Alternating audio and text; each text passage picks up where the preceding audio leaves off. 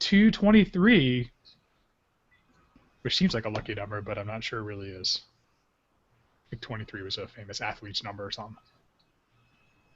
Okay, here we go. Hello and welcome to a properly scaled 223rd episode of the Nerdstravaganza podcast, where this week we consider just how much size matters when it comes to fiction. I'm Tom. I'm Brian. And I'm Cam. And as always, we remind you to check us out on iTunes, where we appreciate all the stars and good reviews you can throw our way. With that said, let's get on with our show with our weekly weekly update. Brian, why don't you fill the world in on what you've been up to? I had a pretty busy weekend. It was only a one-day event, but I had to spend Saturday getting ready for it. Anime EY Mini was last Sunday. That's kind of a new con, not really an old con. It's, I guess, like, drama happened and the con like ceased to be, and then other people continued like the spirit of that con with a new name. So pretty neat little thing. One of my like favorite con groups, if not one of my favorite cons, because that was the first one. Was there with Lester, took lots of photos. Lots of cosplay. I like to see people cosplaying. I know cosplay's become this thing, and now everybody's a professional, and everybody has, $1,000 suits and everything.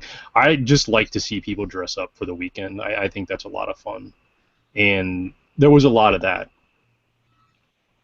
That sounds cool. So a lot of people just enjoying it. Yeah, exactly. Not hundreds of dollars in a suit that you can't move, or you're afraid it's going to get torn or anything like that. Just people, dressed as their favorite character, enjoying the event. Lots of fun. Cool. Between that and the next thing, I wanted to kind of get in the mood for spacefaring PlayStation 4 games, and it was free on PlayStation Plus this month. Has anybody heard of Rebel Galaxy? I don't think I have. It's interesting. It is a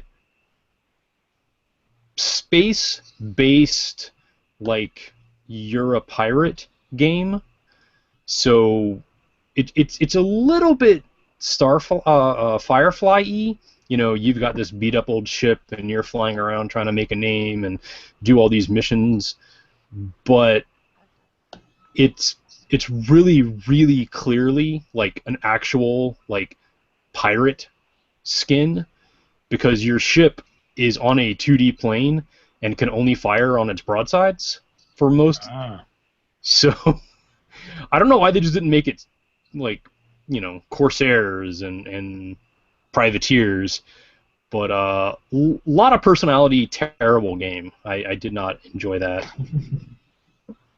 But that did prepare me, I guess. That got me in the mood for No Man's Sky, which I've been looking forward to for almost 3 years now.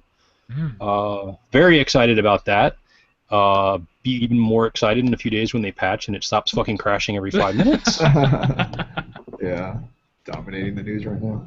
I'm enjoying the game, but I hate the age that we live in, where you can just like ship a disc and then hope you have a patch ready by the time people get it. It's garbage, yeah. That shit needs to stop. I mean, so it's non-functional? Am I better off just like buying the downloaded game when it's fixed, or like is the disc basically just nothing but an invitation to patch anyway? Well, there was a patch when, like, the second I put it in, of course, but even then it still crashes like way too much. It's crashed on me like honestly about 8 times today. Wow. And I don't know, like, they kind of pitched it as this like chill, explore, like, see the world game, and then they like piss you off worse than any teabagging 12-year-old by crashing all the time. Oh, that sucks. So I don't know. It's quite frustrating. Um, the little half-hour bits that I have got to play between crashes is pretty amazing. I'm not at all unhappy with the game. Have they attributed the failure to anything in particular? Is it the network or server load or? Speaking of the age that we live in, you can't Google anything about the game without like encountering thousands of assholes screaming about what a total shit pile it is. So I just stayed away. I'll do something else for a couple of days, and when it patches, hopefully it'll run better. And Cool. I wanna check that out. I mean, I understand it takes place in a rather vast universe. So if I was playing and you were playing, is there any chance we could encounter each other, or is that like? so apparently the odds are against it. Like Okay. apparently, I think they're actually saying quintillion worlds. Hmm. So you should not be able to encounter anyone. Apparently, there's this big drama now. Apparently, two people happened to spawn close enough together that they were able to go to the exact same spot, and they couldn't interact. They couldn't see each other. Oh. So now people are just calling the company like outright liars. It's not a multiplayer at all, and I I really don't understand. Like everything they said was, there are so many planets you would never even meet another player if you could play together. It did not sound multiplayer whatsoever, and now people are upset that it's not multiplayer. So you're playing maybe on some shard or instance or something like that with a bunch of other people, but not necessarily the same one your buddy is on. It sounds I like. apparently no one knows, and the company's being a little tight-lipped because it was sort of a marketing point. Like I don't know. We'll hopefully the patch will address that. Hmm. Okay. I hope so. I do want to check it out. I mean, unless you like absolutely wanted to play with a friend, I'd still say check it out because it's a pretty interesting game. Like it is not really like anything else that comes to mind. I guess kind of like Minecraft. Not really. I mean, Minecraft is building things. This is, everything's already built, but you can interact with almost anything. Hmm. Just exploring things, right? Yeah. Yeah. And isn't the whole shtick that it's supposed to just be like constantly generating new worlds, so that like wherever you go, it's never the same as what you were at before? And that part of the shtick. Supposedly, they're not like generated. Supposedly, it has that many worlds, so that no matter what, you'll never see the same thing again. But I guess that was called into question. I really don't know. If the map is any indicator, it's more than I'll ever see in my lifetime. I mean, Hmm. Interesting. So But I you're mean, done. so I'm sorry, Tom. Go Go ahead. ahead, Dan. Yep. No, I was just gonna ask just about generally the gameplay. So you're just basically in your spaceship and you're just flying around and you're just exploring worlds. That's all it is, really, right? there's You're not fighting. You're not doing. Are you solving puzzles? Are you doing anything like that, or is it just? there's like an ancient civilization leaving you clues every so often. So I wouldn't really call it like puzzles, but you're trying to track down a mystery, and apparently the mystery leads you like it sounds to me. I mean, I haven't solved it, so I don't know, but it sounds to me like closer and closer to the center of the universe, which I think would be like the origins of the universe. Like kind of like back to the source. So I think you're, like gonna meet God or find the Force or whatever mythology they chose to include. But it looks like that. You're finding clues from indescribably ancient beings, and you're just curious about it, or not. You can just roam around and collect bigger weapons and bigger spaceships and shoot other guys, and there's a lot of NPC traffic. So if you wanted to just be a pirate, I guess you could just shoot up NPC ships and take their stuff. Okay. Sounds like a lot of time to be spent on that game. Yeah, are you done with all other games now, Brian? Is this like the last game you'll ever buy? No, I kind of doubt it. I mean, it feels right now like there's a lot to do, but I mean, I don't think you could possibly do it all. So at some point, I think this is basically going to be Skyrim. When I played Skyrim, I wanted to do 10,000 side quests, and I completely forgot about the main quest. And then one day I was like, oh yeah, I am the Dragonborn, aren't I? Let me figure out what that means. And then I beat the game, and I was like, oh, all right, I'm done.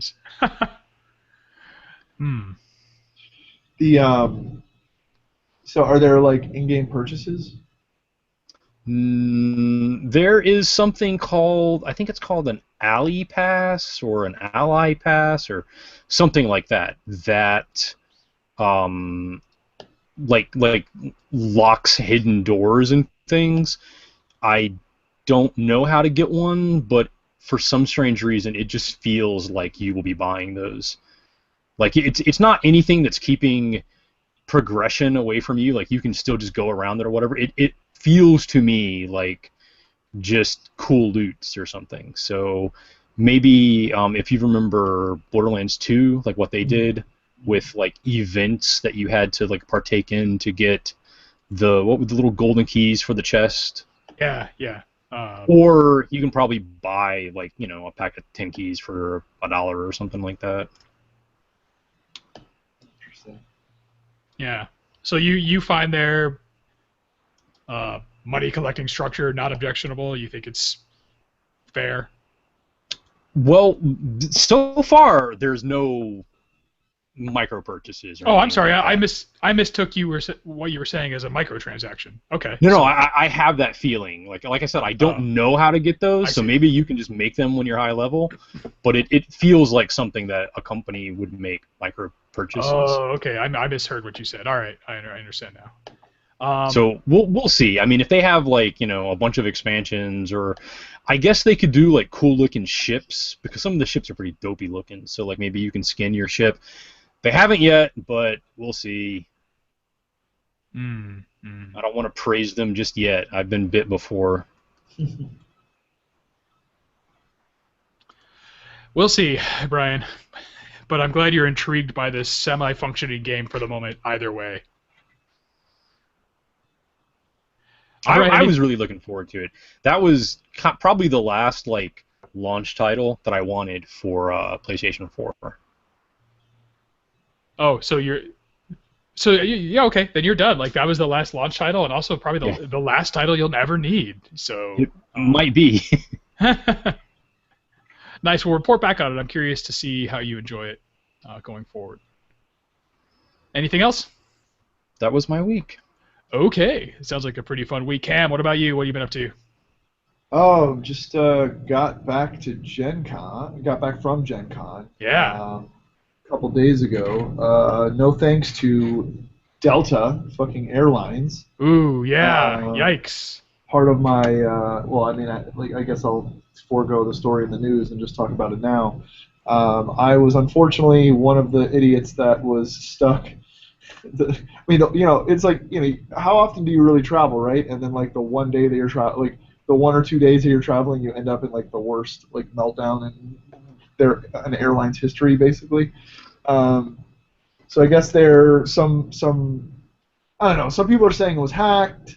Some people are saying it was just a hardware malfunction, but somehow, some way, at the Georgia Power Station in Atlanta, where Delta is based, their server, whatever, their like whole computer network is powered by this area at Georgia Power. Somehow something failed there, whether by design or just by faulty equipment, and Delta's entire network went down, and that just caused just mayhem and just all kinds of bullshit for everyone traveling on that day on Monday, which was, I believe, the 8th or 9th, whatever it was, the 9th.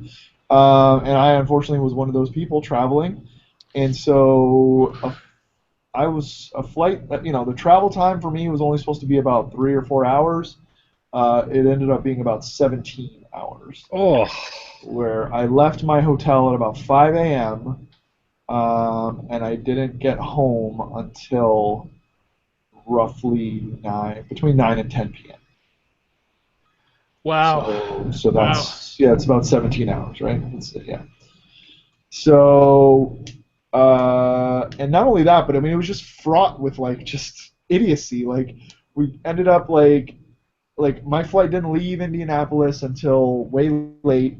Then I left Indianapolis from Gen Con, got to Atlanta, which already sucks. I hate connecting anyway, but it just worked out that I had to connect in Atlanta. Then Atlanta was the worst hit because that's their like hub where everyone flies into and out of or whatever. Yeah. And so I was there for, I mean, literally hours and hours and hours. I got there. My flight that I was supposed to get on before was canceled. I was able to get onto another flight. That ended up being okay. That one ended up getting canceled. Then I got on another. Was able to get on another flight. We actually boarded that flight, and then we sat in the plane on the tarmac for over 2 hours, and they kept coming on and telling us, oh, it's only going to be another 10, 15 minutes. We're just waiting on this. And then, oh, it's going to be another 10, 15 minutes. We're just waiting on this. Oh, the pilots are here, but they can't get through security or something like that. But they'll be here in about 10, 15 minutes. Then they'll do their flight check and we're gone. So 2.5, 3 hours later, they're like, all right, everybody get up and get off the plane. This flight's canceled. Oh God. So That sucks. So I had to get off the plane. I literally watched a whole movie. I watched like a whole movie on their little entertainment center, and plus some time, and then like got off the plane. Wow. And then when that happened, that was like the straw that broke the camel's back for a lot of people because I mean it was a full flight of about like 200, 250 people. Yeah. So everyone just got off and just immediately started rushing the Delta Center. They have a little Delta Center there, and like all the desks and everything, and people are yelling and screaming. I was in line. No, I'm in line. And remember, like people are just going crazy. And I'll tell you, the best thing I did that day was in the morning when I was waiting in Indianapolis to leave. One of the stewardesses just randomly was like, or not steward, but one of the people at the table was making an announcement. She's like, if you download our app, you can track your flight's progress. Bullshit. And, No. whatever. No, and that's what I said too. I was like, you know what? These guys, not only are these guys all fucked up, but now they want me to download their app. It wouldn't work, but the servers were down. From what I understand, like people were trying. You know how you can like show your boarding pass on the app on your phone, so you don't have to print it out. People were trying to do that, and their servers that would generate those PDF images weren't even up. So that's BS right there. Well, no, but somehow it was working for me. Oh, really? I downloaded the app. Okay, all right, nice. And then I downloaded the app, and then when everyone else was sitting there like going crazy and like trying to get in line and trying to get someone on the phone and trying to talk to people or trying to get an agent or whatever, I literally just went on the app and just find another flight, bam, on it, and then I was on it. But I mean, those flights kept getting canceled, but I just kept doing it. You know what I mean? So then finally, after that flight where they dropped where I got off, there was just chaos and mayhem, and I saw one seat by itself, and I just went and sat down real quick, and I was like, let me take a breath here, let me get back on this app and see if I can get a flight. So I'm on there, and it was about like 3 p.m. and I found a flight for 3:50 p.m. and I was like, nice. All right. So I get on there, right, and I keep trying to get on it, and it keeps telling me there's an error, won't let me on that flight. But every time like there was an error, I would have to go back to available flights, right? Okay. So I hit available flights after like 5 or 6 times trying to get onto that 350 flight, and then there's a 405 flight that just popped up out of nowhere because before that it was a 350 flight and then a 10 p.m. flight. And I was like, I do not want to sit here for 6 hours waiting, So then the 405 flight came up, I hit it, bam, got on it right away. But then the only problem was it was about like 3:15, and I had to get from the Atlanta airport from Terminal A all the way to Terminal E. Oh, which, if you know how gigantic the fucking airport is, you had to take the train, right? Yeah. So yeah. And like I was at like A2, and they don't do like they do it ass backwards. So when you start at the terminal, like when you get to the terminal, it's like A35, and so if you want A2, you got to go all the way to the end, right? Oh God. So I had to go from A2 all the way to like A35, get the train past A35, get the train, go all the way to E, and then it was actually E2, which was the terminal that I had to get to, so I had to start at E35 and then walk all the way down to E2, which would have been fine. I wouldn't have had a problem with it, but I mean, I was so pressed for time, you know? Yeah. But I yeah. literally got there at the last, like, last couple minutes, got on the plane, and then I get on the plane, and there's like, it was like 1/4 full. There was like no one on the flight, hardly anyone on the flight, and I ended up getting an emergency exit seat, which was nice. Sat down. And that was it. And the flight took off like maybe 20 minutes late, but we still ended up getting to the airport like around like gosh. 8. I think I got into Fort Lauderdale around 8ish or something like that. And then because we were delayed for a while. We didn't take off until like 5, after 5. But then, whatever, we got there. But then my bags took forever to get my bags because my bag was on the original flight, and Sure. then like. Who knows? I mean, I don't know how many flights it went on before, because your bags have to be on your flight. It's like a rule. Yeah. Like, I guess for terrorism or something. Like, they figure if you're going to be on the flight, you're going to have your bag on that flight too, because if there's something bad in there, it's blowing your ass up too. You know what I mean? So I had to wait for so I got my bags, but that took like an hour. So then, and then my poor girlfriend, now my fiance, I should say, was circling the airport for like forever, and then Fort Lauderdale Airport was so packed. Like, I mean, it was like bumper to bumper traffic, like waiting, because like so many people were there, like trying to pick up people who had been affected by the Delta thing. Oh my God. So we finally got out of there, finally walked in the door. And so, I mean, it ended up, all right, fine. At least I got home the same day, but it literally killed. I had a bunch of plans for a month before yesterday. Yeah, no chance. Because I was supposed to get in like 11 a.m. You know what I mean? Like, and I had like a whole day planned. I had a whole bunch of stuff I had to get done. Because remember, I had been in Europe for 3 weeks. I was here for 1 day, then I went to Gen Con for the week. Yeah. So yeah. I mean, I literally have been gone for a month from my house almost. Did they give you any a voucher or anything? I heard people were getting a couple $100 vouchers or something out of them. So the blanket thing they're giving everyone is a $200 voucher. Okay. I never accept the first offer. That doesn't go far. Yeah, that doesn't go very far. So I called them today and was able to negotiate a better deal for myself. Good. So I'm not going to say what I got because I don't want to, like, whatever. Probably a non-disclosure component to that deal, right? So no, there is no non-disclosure, but I got a much better deal than $200. So. Oh, that's good. Yeah, for inconveniency like that, good. Yeah, yes. I hate to say it, Cam. Like, I was hearing all about it, and then I get to the airport to fly back because I was taking a red eye in Tuesday night, and so I get to the Seattle airport. I'm like, I'm good to go. I'm plenty of time for my flight, and I see this like 5-mile long line, like apparently going to the Virgin America counter. I'm like, oh God, no! And then I'm like walking up, and I realize, no, that's all for Delta. I'm like, oh yeah, I heard about this on the radio. This crappy Delta situation. Well, then this person exclaims a little too loud as we're like walking through this line, like we're literally cutting through this line to get to our desk. Man, I'm glad I'm not flying Delta. To which I exclaimed a little too merrily, yeah, me too, man. And then I look at these poor miserable people. They're all like glaring at me, and I'm just like, oh man, sorry. I felt really crappy. No, Tom, I was probably, I'd say 5 minutes from just buying a one-way on another airline. I think I would have done. You know what I mean? Like, I was very close to just doing that, and then like worrying about it later. But then I got on that flight because it's like the bad girlfriend or ex-girlfriend that keeps like leading you on. You know what I mean? It's like, okay, yeah, no, we got this flight. You're gonna be on it, and then you sit there and you wait and you wait and you wait and you wait. Oh, sorry, this flight's canceled. Then you actually get on the flight. And then it's like you wait and you wait and you wait and you wait and you wait. I mean, if they would have just told me straight up in the beginning, dude, you're not getting home till 10 p.m. tonight. Right. When I got off on my first Atlanta flight, I literally would have just like got on Kayak on my phone. I have the Kayak app. I would have bought a one-way. I don't, from some other flight or some other airline. And then make Delta reimburse you or something. Yeah, not even. Like, I mean, even if they don't, so what? I still would have got the $200 voucher. So it's kind of a, plus whatever I got today. So it's kind of a wash, And my time's worth more than like, you know what I mean? Yeah. So. Like, I just was like, but then they just kept leading you on, and like. And the other thing too is my bags. Like then you're screwed on your bags if you don't like. I didn't know how that was gonna work or whatever.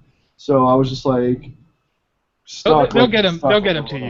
you. They'll get him. The Delta would have. I've had to do that. I bought my way out of a situation like that once. I'm like, I'm taking another airline. My bag better show up, and it did Yeah. eventually. So, Oh, okay. but yeah, I'm with you. Like in that situation, my like, you know, frugality would have like given way pretty quickly to like I'm extricating myself.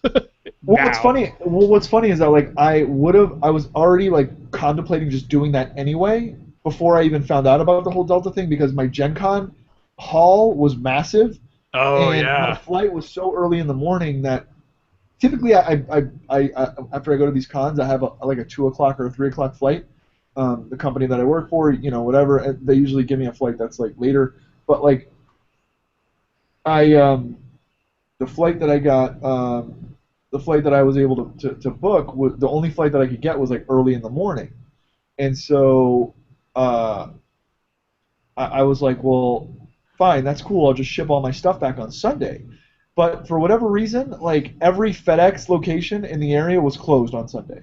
Really? So I had this big ass box of games that I typically just ship my games home. They come in a couple days, no big deal, Yeah. But I ended up having to take it as my second piece of luggage. Oh man. Oh Which wow. cost me like $100. You know what I mean? And so I Was was it oversized or was it just? No, That's it what was. they charge. Yeah, it was like 70 pounds. Oh, It okay. was, Okay. yeah. Okay. So I was just like, whatever. I'll just, let me just see if I could find a later flight. Then I was just like, doing the cost benefit analysis. You know what I mean? If I can get a one way for under $100, it probably makes sense for me to just ship the box, and then I get sleep in. You know what I mean? Like has a good value to me as well. So it's like I could just like sleep in, get a cheap flight, but all the flights I were finding were like $200 plus. So I was like, forget it. I'll just take my flight and I'll just pay the $100 and whatever. And then, God, if I would have known this whole Delta thing, then I definitely would have done that before. Because by the time I was stuck in the whole Delta vortex, I guess other people must have done that, or the other airlines like got wise and hey, people are going to probably be doing this. Let's jack our rates because it was like literally a couple hours later, and those same flights were like triple the price. Yeah, they were like surge pricing, right? Yeah, yeah, exactly. So whatever, I made it home, no big deal. But I mean, it is a big deal, but whatever. Got through it. First world problems. Yeah, that's shitty. Still, even though it's a first world problem. So this requires no understanding of technology or airlines or anything. You have a computer system that basically runs the logistical end of your like massive transport network, and like you don't have backup power. Like I don't understand that. Yeah, I have zero understanding as well. It's like I think when I was reading, Delta does like 15,000 flights, and that's like hundreds of thousands of people. So their logistical network must be massive, right? Yeah. So how the hell do you power that? I mean, I get that they have like their own dedicated like power source at the Georgia Power Station. You know what I mean? But then, whether it's Delta or Georgia Power, how do you not have some sort of built-in redundancy, especially for airlines? Right. You know what I mean? Like everything needs to be like triple, quadruple redundancy on an airplane. But you don't have that for your logistical network. And then on top of that, their system like they're still using like dot matrix printers with the circle, the little holes on the edges. You know what I mean? Yeah. They're like, oh well, we can't board the plane because we haven't gotten our paperwork yet. And then like they're like this thing is like printing like Yeah. you know what I mean? Like I'm like, who doesn't have a freaking like? You're still using these dot matrix printers? Get out of here! So they're like literally printing the passenger manifest and stuff like as you're waiting like. Yeah, well, not only that, but like I guess they have like some paper, like I don't know, maybe like it's just not just the passenger manifest, but I guess they have to get some sort of authorizations or whatever. Like they get some sort of orders or something. Oh, okay. Where they can, like actually start boarding the plane. They have to have some But who uses that? Like first of all, who uses paper anymore? Second of all, if you are using paper, who's using a goddamn dot matrix printer? Like this isn't like fucking Myanmar, I mean, I guess the airline industry, like, they're looking, why spend money where we don't have to if we can, Sorry, Myanmar. If you're Myanmese, I don't know if that's the correct term. If you're from Myanmar, I don't know. You guys may have great technology. I don't know. I'm just picking a Interestingly, small country. people from Myanmar are still considered Burmese. Oh, really? Okay. No, I don't know. I just made that up. I don't know if that's true or not. Oh man. But yeah, so that was my ordeal Monday. Got back, just sort of been taking it easy. Had game night at the Adventure Game Store last night. Played some of my new games. I got Codenames Pictures, which is cool. I mean, I got like 30, 40 games from Gen Con, so it was awesome. But like, and just Gen Con itself was just amazing. But you know, sort of tainted a little bit at the end there. Yeah. Way to go, Delta. Jeez. Yeah. By the way, we are still open to sponsorship, so. Yeah, if Delta wants to sponsor us, I'll. Way to do right by the traveling public by offering vouchers and support and learning lessons from this catastrophic logistical failure. Yeah, Yellow Games, by the way, big special thank you to them for having me at Gen Con again this year. Their new game Oceanos, which is an Antoine Bauza game, the guy who did Seven Wonders and a whole bunch of other games, was like on the top, I think, 3 or 5 games at Gen Con this year. Amazing game. I suggest anyone pick it up. Yeah, it was great. It was a really, really good time. Cool. Yellow Games and Delta Airlines working together to bring the Nerd Extravaganza to you. Yes, exactly. Awesome. All right, sounds like a very full week. And welcome back from Europe, and congratulations on being engaged. Thank you. That brings it around to me and my rather mundane week, which I thought was interesting until I heard what you guys were up to. I flew out to Seattle to work in one of my company's offices out there. We were taking part in a yearly event called the Hackathon, and basically you split into groups and just like bust out little products, and some of them get picked up for use or incorporation in other initiatives by the company. So it's basically just to kind of foster innovation of the company and get people to work together and kind of foster a spirit of innovation within the company. So had a really great time doing that. It's so unlike what you do in your day-to-day as a software person, where you've got a plan and you're sticking to it and you're delivering and incrementally. We just sat down at a table, my group and I, and just banged this thing out in a week, and it was really cool. And I won't get into the details of the software, but it was kind of cool, given our industry. And so that was cool. That was one of the cooler work experiences I've had in quite a while. And so why do they call it a hackathon? Because you're literally like sitting. It's kind of like hacking in marathon. What is it? What's that called? A porte-monnaie or whatever. It's a mashing together of two words, hack and like marathon, because basically you're knocking out what would probably take a lot longer in a week by just sitting down and busting out a functional like first pass version of it in a week's time. You get 5 working days to do it. Okay. So we just like sat down and belted this out like lickety split, and it was cool. It was really refreshing. And had a great time with that. And at the end of the week, went out. We had a nice like happy hour and stuff to celebrate. And then pulled up my Fandango app, also open to sponsorship, guys, and decided to book myself a little reward ticket to Suicide Squad. And so then took my pretty well drunk behind to the theater. I watched Suicide Squad. Having bought, I almost never eat meat, as you know, and for some reason, in my state of inebriation, did you get the hot dog? I got a 2 hot dog and soda combo. Nice. And so I'm a little sugar sensitive to begin with, and I'm already like 4 or 5 free beers in. And I'm feeling like, I'm getting there, getting towards a headache. And so I get the 2 hot dogs and then the gallon of soda. And I go to they have one of those Coke machines where you pick whatever you want. I'm like, Mellow Yellow, I haven't had that in a while. So I fill it up with a gallon of Mellow Yellow. I got maybe halfway through that.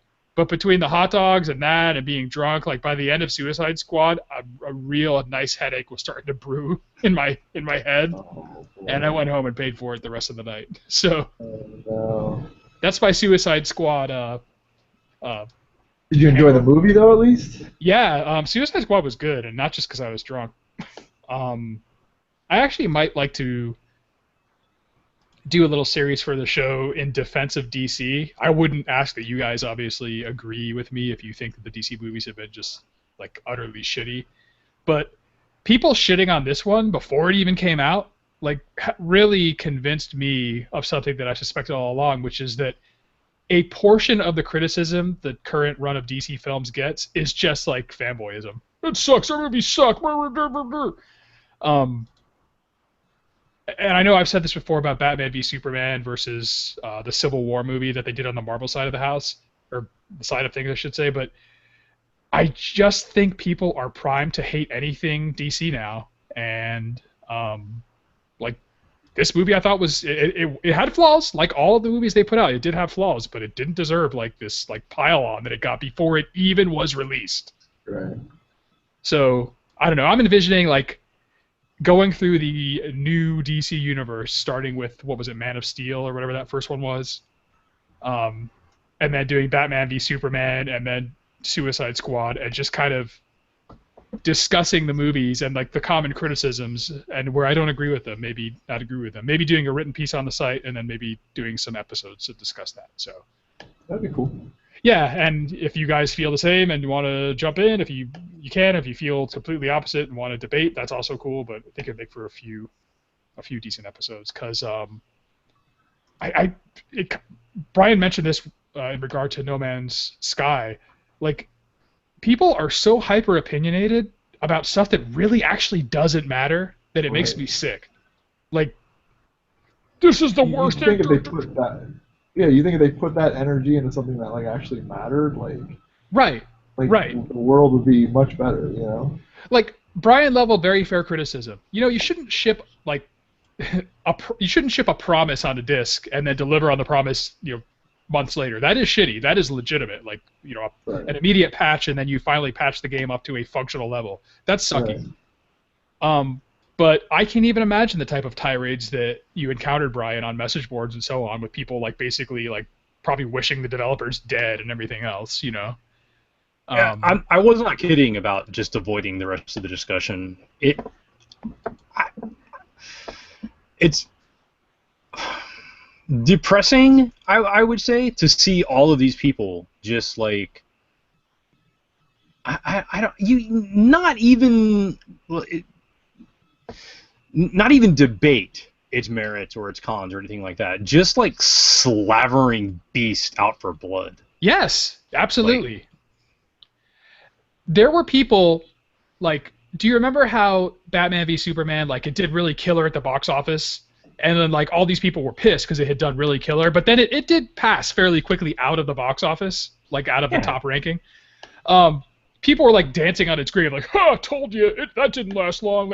People were so like, because they objected to it so strongly, they just like wanted it to be a commercial failure, and their objections were like, a lot of them were just not legit, or did not have were not justified, I should say. So, yeah, at least you can appreciate where I'm coming from regarding nerd rage, even if you have different views on those movies. So anyway, want to bounce that off you guys. We'll discuss, maybe visit that in the future. And I think that's it for my update. Oh, I started playing Kingdoms of Amalur: The Reckoning. Still trying to clear out my last couple games in the backlog from the last gen that I forgot I had, and that game is pretty cool. It's having a good time with that. Playing that on the Xbox 360. So, yeah, I'll report in on that. Fun game so far, though. And that's it. That is all I've got. Which means it's now on to news with your Action Channel Ganza reporter and world traveler and travel critic, it turns out, to the dismay of Delta, Cam. Yeah, I mean, I've just had the worst luck traveling lately. Like, worst luck. I mean, I guess I didn't die, but like, you know what I mean? Like, Yeah. I mean, my freaking bag got lost, and then like this whole Delta thing. But hey, I'm happy, I'm healthy, so whatever. Right. Right. Um, so we already talked about No Man's Sky. We talked about Delta. Let's talk about some other train wrecks here, literally. So if you, I don't know if you heard, but on a couple days ago in Iowa, a train derailed and went off the tracks, and whatever. Just basically, there was a big accident. No, luckily no one was injured. But the funny thing is that the train car derailed and ran into a bar called Derailed. No, come on. But boom, yeah. Yeah. So it actually, this is one of those little funny stories. Tipped over on a 45-degree angle and just basically slammed into a bar, and the bar was called Derailed. Um, so it's pretty funny, I thought. That is funny. Game of Thrones. Apparently, they've basically they're having live concerts. Have you seen that? Like a really No. really cool like live concert of all the music from the TV series, and it's going to be in basically 28 cities across the country. So like, I mean, I'm not going to read you all 28, but it will be in Fort Lauderdale, March 11th. Oh. Interesting. Might have to make that happen. It's Seattle, March 31st. Yeah, so but I mean, this is all in 2017, but it looks pretty cool. I mean, the pictures that they have up and like the whole description of it, it's like basically a symphony orchestra with like, and then they have like like visual aids, I guess, state of the art sort of like immersion type thing. So I don't know, I might have to do that myself. Uh, That's spe- cool. Speaking of Game of Thrones and Song of Ice and Fire, Mr. George R. R. Martin's Wild Cards graphic novels will be coming to a small screen near you. Did you read those, Brian? Figured if anyone did, you No. did. Wild Cards. I don't. I've never read it either. Um, I guess he's been editing it for the last like 4 decades. Oh, so that's what he's been up to. 86, 80, 96, 2000. No, it can't be 4 decades. If it's 86, right? 96, 2006, 2006, 3 decades. Because his first volume was published in 86. But either way, he got a Hugo Award for it. Um, it's sort of a Watchmen-y type thing or whatever. The world, it's like an alternate history when the world is diverted in I guess right after World War II. And there's a wild card virus that gets released in Manhattan, spreads over the entire Earth, and basically 90% of people die horribly, and then 10%, 9% become these things called jokers that are mutated into like horrible shapes and get minor powers, and then 1% become the aces, and they're blessed with like amazing powers, and they're like superheroes that roam around the world. So it seems pretty cool. Like it's something actually I would probably want to read. But that is going to be a new TV show, and the person that's going to be doing it, it's going to be NBC Universal, so it should hopefully make it to the screen. And I don't know. I mean, the guy. I mean, they've done a good job with a lot of their shows, like Mr. Robot. I don't know if you guys watch that. That's a pretty cool Yeah, show. it's a great show. Colony, pretty cool. 12 Monkeys, which is one of my favorite movies, and they did okay with the TV show. So let's see if they do all right with this. And my last story is about industrial robots that are being repurposed to do tattoos on humans. Oh.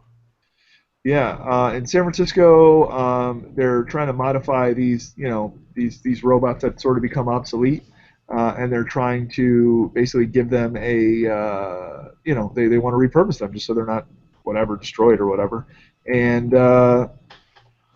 first ever tattoo was like the spirally thing on this guy's leg, and I guess it wasn't too bad. I guess it came out okay. So look for tattoos to be done by robots in the future. Look for tattoos to be even more generic. Yeah. Well, no, I mean, but if you think about it, like, how often, like, I mean, I don't get tattoos, but I know plenty of people with tattoos. Like, I know you go into the tattoo shop, you show them a picture, and you're like, hey, I want this, or I want something like this or whatever. I guess if you want something that's like, not. I guess if you want something that's like original and that like they're just gonna make for you, then you always are gonna probably you're gonna need a tattoo artist then. But I mean, if you wanted to like tattoo a picture of your like son or something on your chest or on your arm or whatever, I mean, I guess I'd rather have a machine do it. I mean, they're gonna do it much more precisely than a human, right? I would guess they would, yeah. And if you just want something like generic for which there's a blueprint, yeah, I think that you'd get exactly that. Yeah, I mean, it doesn't necessarily need to be generic. I mean, like I said, it could be like a picture of your mom or a picture of your, something that's unique to you. I'm sorry. I mean, like, man, I'm having a listening problem tonight. I thought something like transcribing a photo would take an artist's touch, but you're saying that I guess it could scan that and then just draw it on you. Yeah, why wouldn't it be able to just scan the photo and then just like basically it's just a 3D printer almost. You know what I mean? Like, or not even. It's just a printer. It's just printing on your skin essentially. I think it'd be interesting to see because, I mean, you would have to be perfectly still. I don't know how the computer would adapt as well as. I mean, maybe they can put like a little crash test dummy on your arm so the computer can move with you or something. Yeah, well, it's funny that the pictures that on the news story I was looking at, they had like the guy's leg like taped. You know what I mean? Like it was like immobilized completely because he couldn't move. But yeah, I mean, I think they could probably do. I mean, the technology these days. I mean, like you said, they could put like those little balls on you where like the computer knows where you are and how you're moving. You know what I mean? And they could just like move with you, like like how they do that like stop motion or map motion or whatever. Yeah. Probably do that. I don't know. What do you think, Tom? Would you get a tattoo from a computer, from a robot? I mean, assuming it would come preloaded with all the cliche tattoos, like some stars and like koi fish and tribal all the way around. Yeah, if I could like like connect all of the what is that Eastern concept like? If I could have like all of my meridians connected, with like Asian characters that I couldn't read, and then have a koi fish, at each junction. Yeah. With nautical stars for eyes, I would totally. And totally an anchor. Yeah. Yeah, I'd totally be down. And then probably get like on my chest or on my shoulders. I would probably get those like bluebirds or whatever those birds are everybody gets. Yeah. Twitter birds. Yeah, the Twitter bird. If I could get all those things and the computer could do it all, yeah, I'm down. I would do it. Sweet. I wonder if it's more or less painful, or if it's just the same. I don't know. I think it would be more consistently painful, at least. Like, I don't know if there's like nuance, like if the artist has to like really dig in for certain bits or what. Yeah, because I mean, I don't know that you'd want to go deeper than you know what I mean? Like, I feel like it would be pretty uniform across your skin. Yeah, I'm not sure. I know certain parts hurt. Like, getting certain parts tattoos supposedly hurt worse, but I'm not sure about, like if the artist can have a lighter touch or not. Yeah. Anyway, I would expect that the computer would also have, like, a VR rig for me to patch into, so I was, like, otherwise involved, and maybe, like, a vape thing built in with, like, some kind of, pain-killing narcotic. There you go. Just build it all in. Yeah, one-stop shop, man. Yeah. All right, that's all the news I got. All right, that sounded a little judgy of me though regarding tattoos. They're not my thing. It does seem to me if you were going to have something indelibly etched onto your skin, you might like to make that special. But yeah, who am I to judge? And soon, a machine will do it all for you. So have fun. Man, my kid's picture's not special. You're the first person ever to think of that. I know. Thank God I don't have a kid. Yeah. But although, if there is a machine that removes tattoos that you guys want to invest in building, I think we've got a real growth market on our hands in a few years. Absolutely. All right. Anything else? Is that it for news? That's it, man. That's all I got. Man, I think between our personal stories and the news, like this was already an episode. Yeah, But, we've been going. It's a good thing I barely thought through the idea for the for the show, and it actually kind of fits, given that it's all about run length of let's say fiction or stories. Yeah. Well, we owe the audience, a nice update. We've been gone for a bit, so. Yeah, that's true. We were out for a bit, so this is a makeup episode, and we know everybody's clamoring to know what's going on in our lives. So. Sure. Yeah, I thought we would discuss fiction, and so there are certain long-running series, be they books, movies, what have you, that people just absolutely love, and there are certain things that are just like short and sweet and done, and people absolutely love those too, and some maybe want more, but sometimes, but at the same time, don't. A couple of examples that I could think of: A Song of Ice and Fire. It's made worse by the fact that the author is busy doing like other stuff, as you just mentioned, and never gets around to finishing the chapters, but I have to go back and like reread them every so often to remember everything. And I think that's a side effect of like a sprawling, massive like narrative over several books, is that there's no way you're remembering all those details. And compare that to something that was a little more, I guess, succinct, like say Ghostbusters, which you remember most of the moments because it was a movie and there wasn't a whole lot to them. Sometimes I think I would rather be able to know the work inside and out because it's short and I could just go over every word in my head. But I definitely also see the appeal of immersing yourself in a sometimes never-ending or continuous universe, or one that certainly is massive enough that you can lose yourself in it for a while. So, right. Kind of wanted to get your thoughts on the relative merits of both, and if you don't have a preference for one or the other, that's understandable. But if you do, let's hear about it. Brian's the fiction guru here, so I'm interested to hear what he has to say. Oh, I have to pick on someone to give my honest opinion. I don't think long, sweeping narrative works in movies, at all, because, God, even The Hobbit / Lord of the Rings, or something like Star Wars. Star Wars is what, 7 movies now, but it's been 30 years. Even if they had just done those 1 through 7, how long did it take Harry Potter? 14 years? Yeah, was it that long? God, yeah. You almost can't do it. It's just the wrong medium for that. Maybe television shows, definitely like actual books. Like you can read. I will always think A Song of Ice and Fire works better than Game of Thrones, just because you don't have to wait. You can read it at your pace. It's your pace once it's completed, of course. You don't have to, I don't know, get bored by filler episodes when someone else's character is the favorite and they're getting a lot of attention. You don't have to wait for the season's done, so we're just going to sit around for 8 months. You could have been working all along. I almost think just how profitable that needs to be precludes long sweeping narratives. Here's the thing though, and I'll give an example for the NFL, right?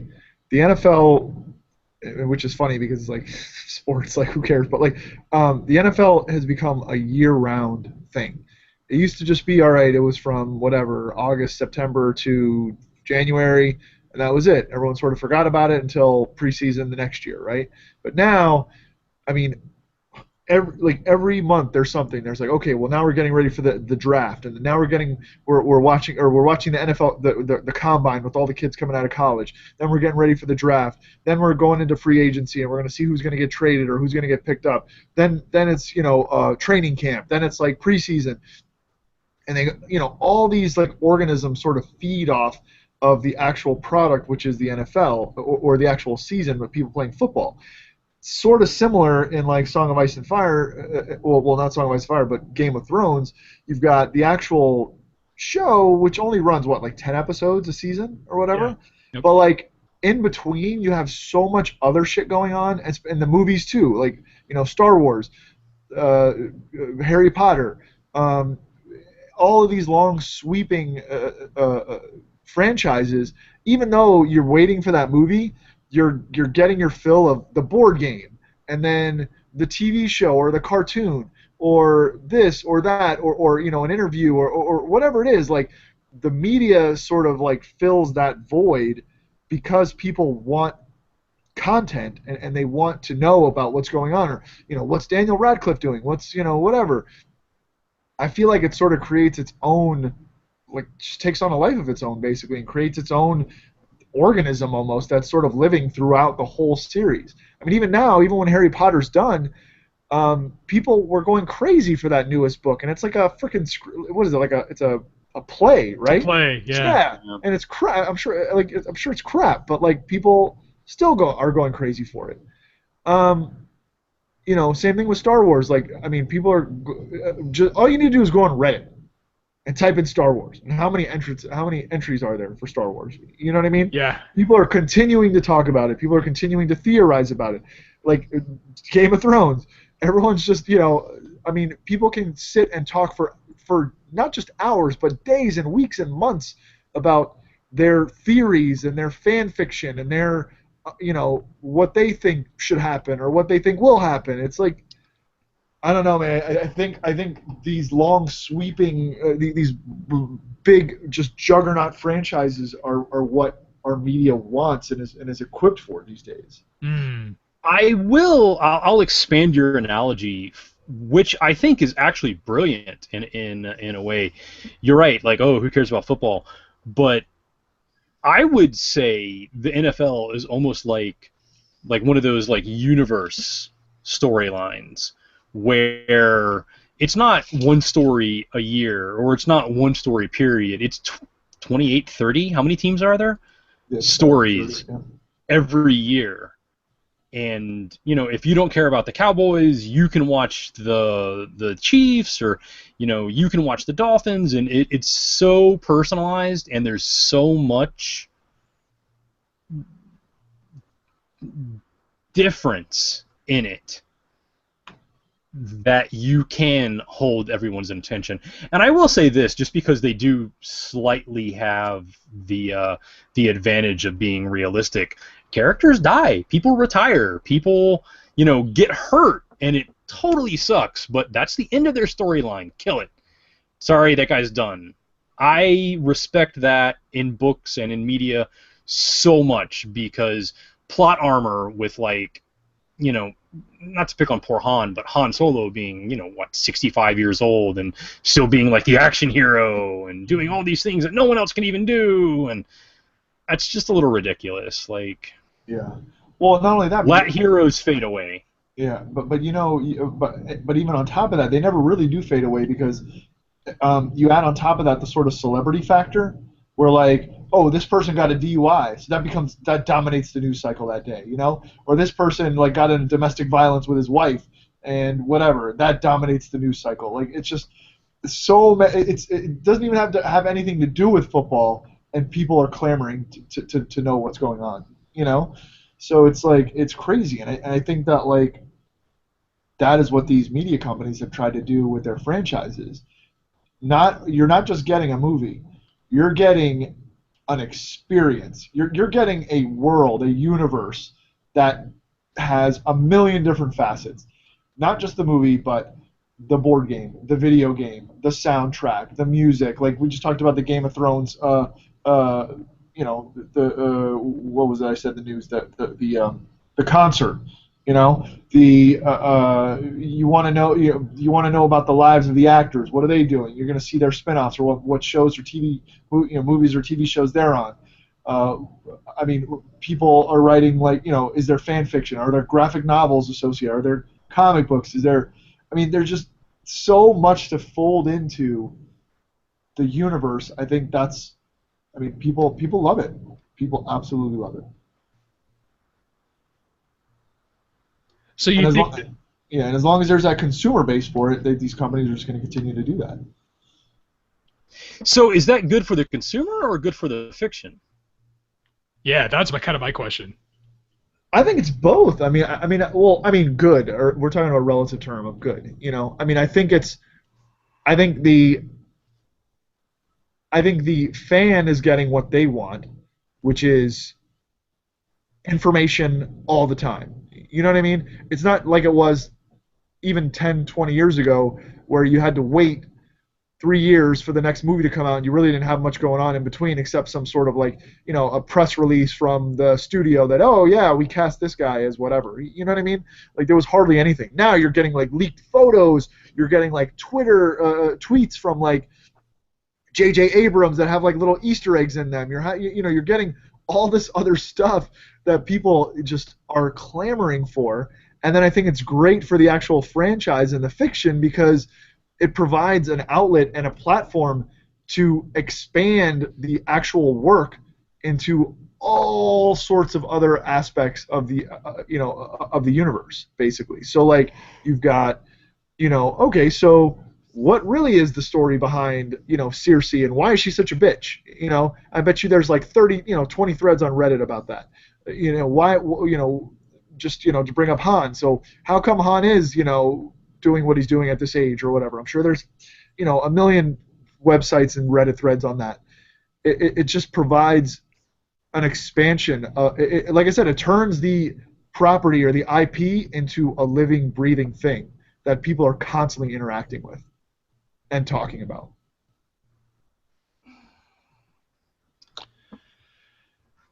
Wow. Whether that's good, quote unquote good, I don't know. But it seems like it is positive if it's getting people to talk about a good work of fiction, It's almost impossible to separate, like, the fiction from the, I don't even want to say commercial success, but from the popular appeal of the fiction. It seems difficult to. I mean, I don't know. I can think of examples, like, I can think of, like, crazy long conversations about The Hobbit, not even Lord of the Rings, but about The Hobbit that I had, especially in high school. Mm-hmm. Probably what would be ad nauseum today, but that was just like a short book, and it has a huge following. But from a commercial perspective, like, there's not really Hobbit land at Universal Studios, and I don't think it has quite the cultural cachet that Harry Potter does at the moment. Right, but those conversations you had, Tom, probably could have been several episodes of a podcast that people would listen to or watch. You know what I mean? Or a blog post that people would read and discuss, or a Reddit thread that people would read and discuss. You know what I mean? It's like those sort of esoteric question. Would Batman beat Superman? We had those questions back when we were kids, and now someone's made it into a movie. You know what I mean? Like, that people are constantly talking about. So I feel like it's a melding of technology with the need for us as consumers to consume everything about everything. You know what I mean? Yeah. I think that there's a definite cultural value to the discussion that results, and to the universe that kind of, or the metaverse, or whatever you want to call it, that grows up around certain intellectual property and certain stories. But as works of fiction, does fiction improve or degrade with length, or does it really just depend? Like, just works of fiction, on their own, even separating the really good case you made for the value in the fandom, let's say.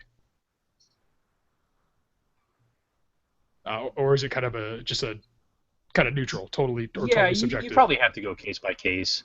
Yeah. This Okay. artist with this topic would do well short. This artist with this topic would do well medium. Yeah. Um, Commercially, I think that the short, though the one and done, has less to milk. You know what I mean? For sure. Uh, for example, I think Harry Potter, like, it was what, 7 films or books or however many it was. I mean, it was quite a long 8 films. 8. Okay. Oh yeah, that's right. It was 8 films. Correct. Yeah. It had a really long run, and it has a huge fan base of who were once kids, people who grew up with it, who are now young adults, and they'll probably impart a love of it to their children. But it's Right. done.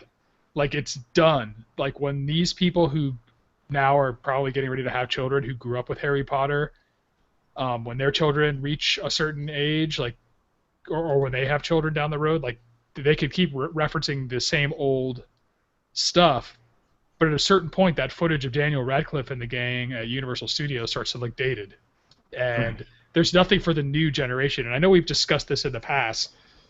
Star Wars, like these new movies, like, I love them, but they're not really for us. They're like for the kids today.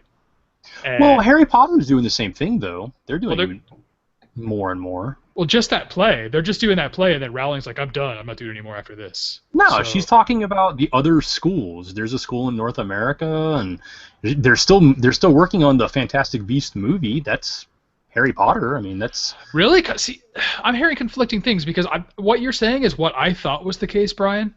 But then I just heard this thing recently where Rowling's just like, okay, that's it. Like, I'm done. well, So maybe she just meant Harry's story. I believe she meant Harry's story, and I kind of thought she meant maybe she was letting go of it. Like I've never heard her say like I have to be in creative control of everything that happens. Okay. Well, maybe I would be okay with that if capable successors took over and carried the franchise forward.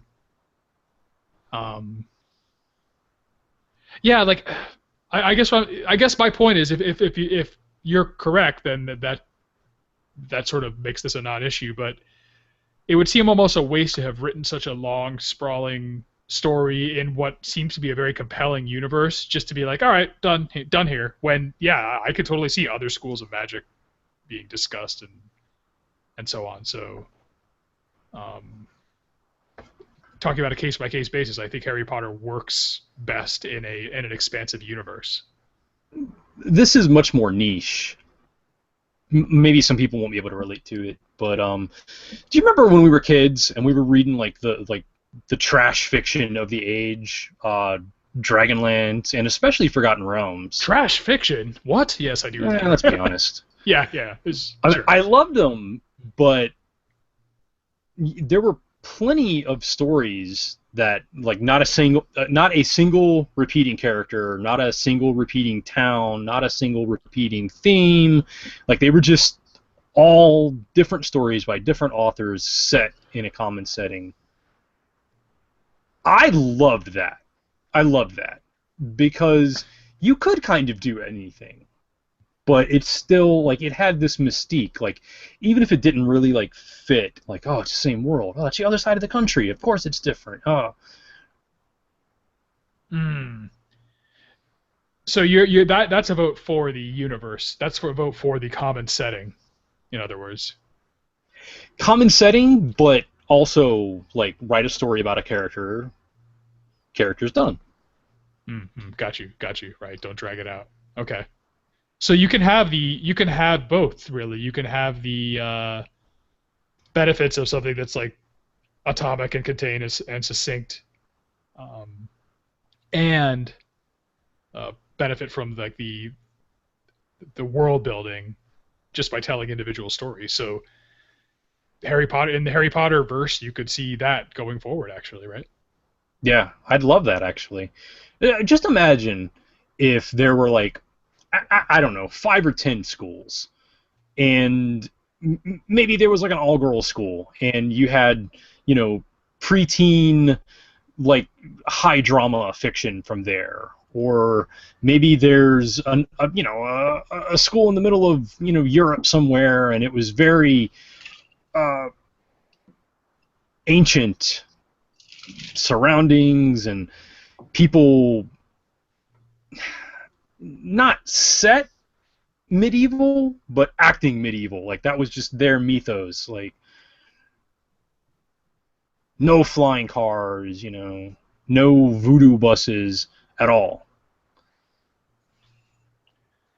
Hmm. Yeah. You paint an interesting picture there, or an interesting possibility, I guess I should say, right? What do you think, Cam? I mean, I just only think, I think it's just gonna get I think it's just gonna continue and just get more like bigger and bigger, and I mean especially I mean if you want to talk about Harry Potter, I mean I think Brian, you and I were talking about it in the last episode. Like, I mean, I can't see them not making more movies. You know what I mean? Yeah. I can't see them not driving a Brinks truck up to J.K. Rowling's house and just being like, "Look, you need to write another book, or you need to come up with another we need to make another movie, another screenplay, or whatever." Or yeah, just let go of it. Look, Yeah, Hogwarts is yours. Let us just give you shit tons of money and let George Martin write a book. I mean, yeah. Oh Lord, we don't have that kind of time. Sanderson, he's doing everything else. I There you mean, go. well, Lucas sold Star Wars for what? What was it? 2 billion or 4 billion? 4 billion, dude. 4 billion. 4.1, I think. Yeah, I mean, Harry Potter's got to be worth at least that.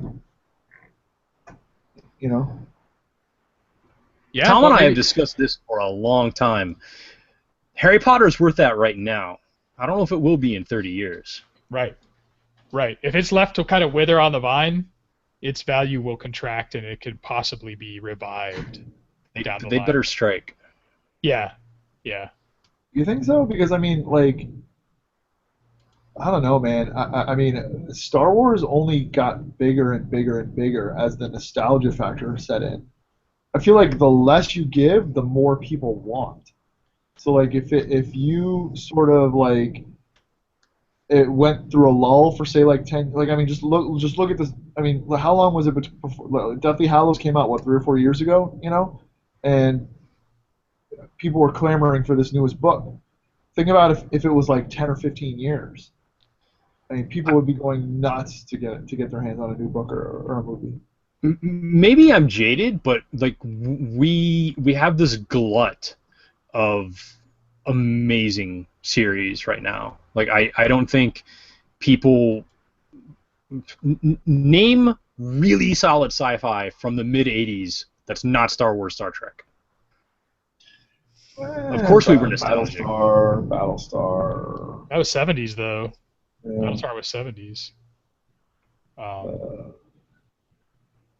Yeah. I mean, you're right, but again, that glut though, a lot of that glut is spawned from the 70s and 80s stuff. You know what I mean? Yeah, Like it's I think reboots and yeah, I mean, I think Shatner even just came out. One of the news stories I was going to do, but I ended up not doing it. Shatner basically came out and says that he thinks that Star Trek was spawned from Star Wars, which made everyone go fucking batshit crazy. All the Trekkers got upset with him or whatever. They all borrow from each other. They all sort of are inspired by each other. All the new guys now, Scott Siegler, those guys, they're all, they're all Tolkien, Martin, addicts or whatever. And then the people that are reading them now are going to be, uh, influenced by them. So I think it's just sort of a self-perpetuating cycle. But to your point, I will say, Brian, that I mean there are a lot of series, and a lot of series that people don't even really talk about or know about, like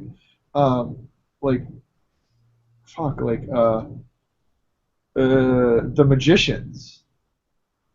sci-fi, right? That's like a TV show, but that's a great book series. You know what I mean? Like I think was Lev Goldstein or something like that, or Lev Grossman, I think something like that. It's a great book series, and they turn it into a TV show. That I haven't seen the TV show, but I read the books. The books are great.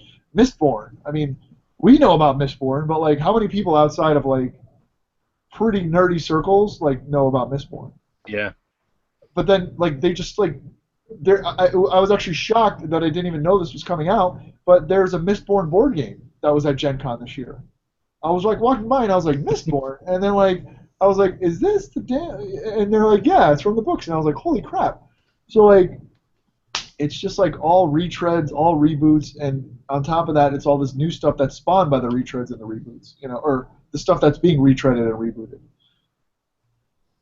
So I think my point is that I think those transcendent franchises, like Harry Potter, Star Wars or whatever, I think all the other stuff is just sort of filler until you get your fix for the big franchises, if that makes sense. Could be. At least that's what it was for me, Like I've read all these other books and gotten into these other franchises because what else is there? What else was there after? You know what I mean? Yeah, I see. Yeah, you're there to get your fix. Yeah, I see what you're saying. They're sort of gap fillers, the lesser franchises, if you will. Right, and that's not to take anything away from them or say they're not good. They're good. They're great, but they're not transcendent. You know what I mean? They're not the bookend. They're not the bookends. They're what goes Yeah. in between. Maybe. Yeah. Okay. Yeah. Your point's taken. And with regard to the pent-up demand, yeah, we might see Harry Potter go on a little bit of a hiatus, just enough to build up of like nostalgia to a critical level. Maybe, but I'm not. Part of me thinks like that the people that want to keep people that want to keep the money pumps just pumping out cash are going to be like, no. We got to keep this. We got to keep milking this cash cow. We got investments here. Oh, for sure. So I'm not sure. I think Star Wars was a different animal. It was a different time. It was controlled by a single individual who just wasn't feeling it. Was sitting on a pile of cash. It was off doing other stuff. Now I think there's probably more interests involved who are ready at any moment to back that Brinks truck up to Rowling's flat, or wherever she lives in Britain, and just be like, yeah, here's all the cash you want. Well, hell, we'll undo the Brexit if you want. Whatever you want, please, just give us give us more.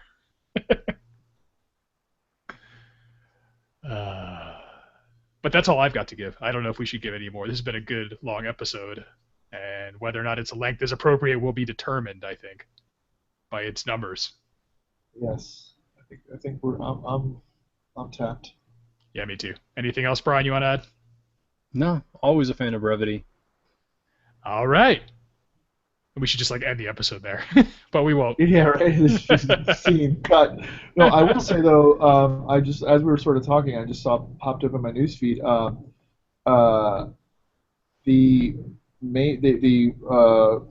Did you see the Disney main? What is it? What's that light parade they do every night? Oh yeah, parade? the Main Street Electrical Parade. Yeah, it's going they're away. ending it. They're ending it. And What? Yeah. Yes, that's terrible. That's like saying they're tearing down the castle. That's like really stupid to me. Yeah. Get rid of Space Mountain. It's run its course. We're gonna put in like Frozen Mountain instead or something. Yeah.